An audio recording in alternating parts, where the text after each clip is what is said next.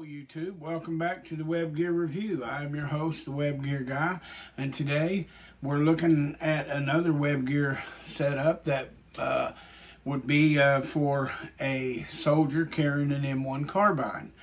Now, if you've watched the one before, the last few, you will know and understand that the 8th Army, they began to ditch a lot of equipment and just carry the bare essentials into combat. So what we're looking at here is the main things they would carry into combat would be their ammunition. This would be for a .30 carbine, an M1 carbine, okay? They would carry their ammunition. Here's a .30 carbine clip. I don't have any ammunition anymore. Shot them all up years ago. But anyhow, they would have probably more than one of these pouches on their belt, but they would also be carrying bandoliers of ammunition, the same they would for the M1 Garand. They would also be carrying bandoliers plus what was in their 1923 cartridge belt. And they always carried the attention tool with them, and they always had a canteen with them, and then they always carried their first aid packet.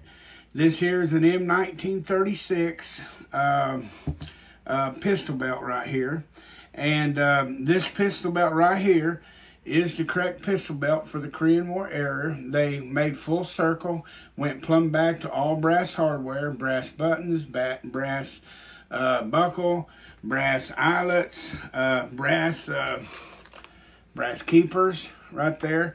The whole caboodle, they made a full circle. But they stripped down the load that they would carry into combat because of the mountainous terrain and because of the cold.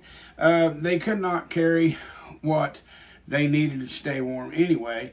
So it was quite a feat. But this is a loadout of web gear that typically might be used by a soldier carrying an M1, a .30 carbine, okay?